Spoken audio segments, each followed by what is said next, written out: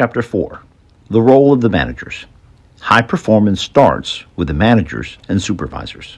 If the managers are great leaders and they know how to manage well, they will develop high performance individuals, develop high performance teams, and develop great team leaders within the team to continually grow the team and sustain performance.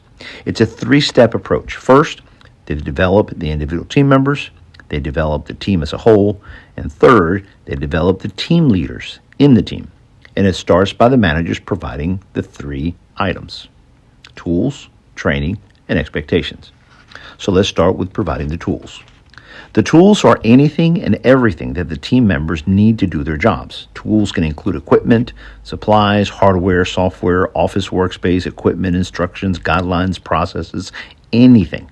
On the next page, we provide a spreadsheet template to help managers manage and track the tools for team members. You can access all the templates shown in this book at this link in the book. Both the manager and team members should have access to this next spreadsheet and discuss it in their ongoing one-on-one discussions. The tools spreadsheet. In this template, we list in column A many of the common tools that team members need. You can edit the template to add more or build your own list. Columns C and D can be used to track when that tool is updated or replaced. This allows for easy oversight. You'll see the template diagram in the middle of page 18. When the manager meets with the team members in their one-on-one meetings, they regularly visit this document and have the necessary discussions to make sure they have what they need. Providing the training. Training can mean anything and any kind of learning that the team member needs. Online training, in-person training, in classroom setting, off-site, locally, or off-site to another city or state. It can also include learning provided by the team leader, another employee, a team member from another department leader, the training department, or any other internal or external provider. This checklist is found in the same spreadsheet as the tools list. It's sheet number 2. The tools spreadsheet. In this template, we have 4 categories: training now for the next 90 days, training upcoming in 3 to 6 months, training later after 9 months, and training to discuss later. You'll see that in template 2 diagram on page 20. Column B is the training schedule date. C is the actual date of delivery. Column D is who provided the training, and column E shows whether completion was confirmed with a certificate or an email. The managers and team members discuss this in their ongoing one-on-one discussions. Now, providing expectations. Although we list this as the third responsibility of managers to build high-performance teams, it is most often the most important.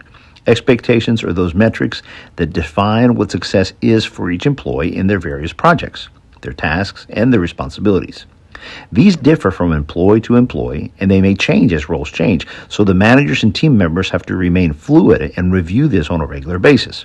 Otherwise, this is where low performance and confusion creeps in.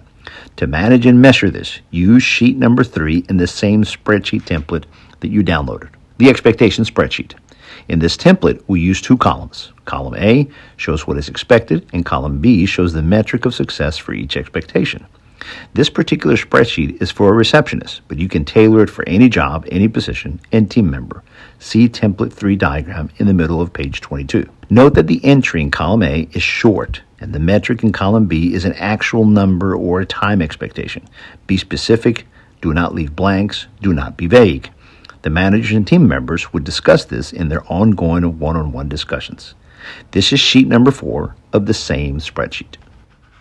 Chapter 5. The roles of the team members. The team players.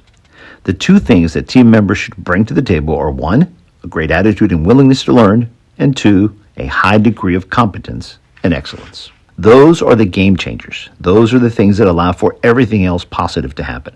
They are what provide growth, opportunities, an increase in pay, perks, upward mobility, stability, and extreme job satisfaction. They're also the 2 things that make it easier for new employees to quickly adapt to the culture and to adopt the habits and procedures of how things are done around the company. When newbies, meaning new employees, see that team members are committed to excellence and they have a great attitude, it raises the bar. It helps them to adapt to the culture faster, and it helps them to adopt procedures and habits much better.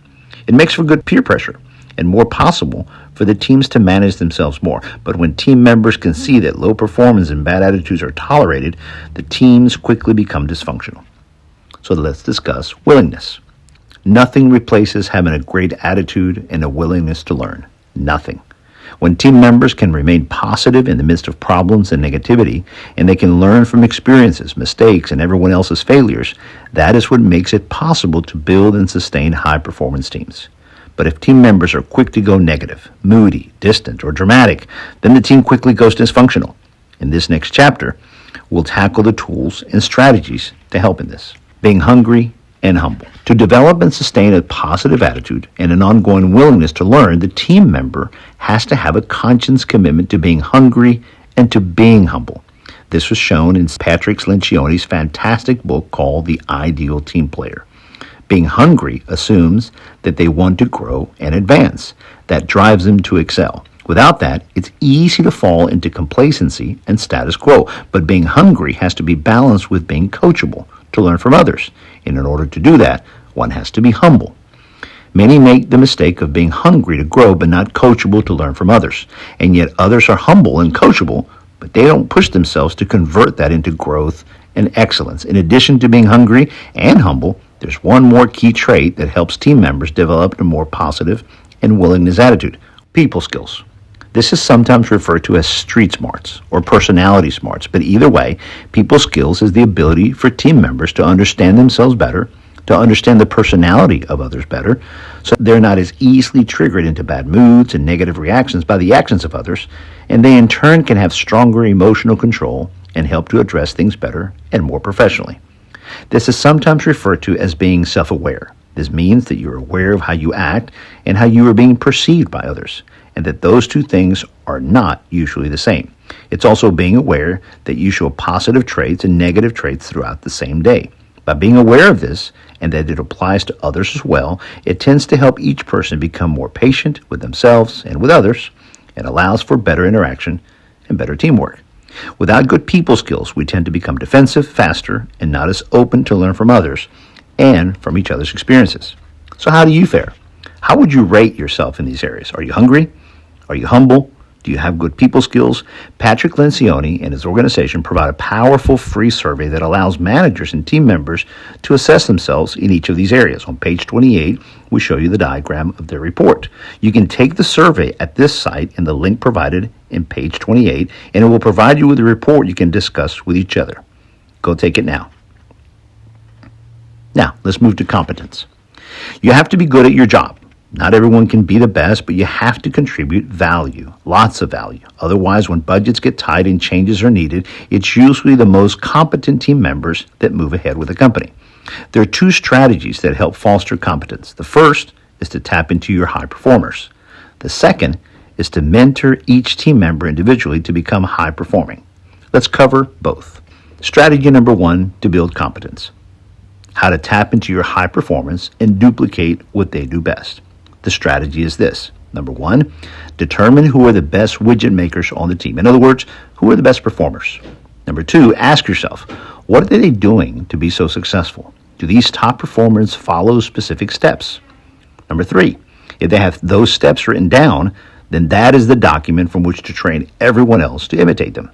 And step number four, if they do not have those steps written down, have someone sit with them or shadow them, interview them, or get on a whiteboard and brainstorm it out of them. And then write those steps down and train everybody else in those steps. Those documents then become your standard operating procedures, your processes, and eventually the content of your training manuals. Now, let's tackle strategy 2 in the upcoming chapters.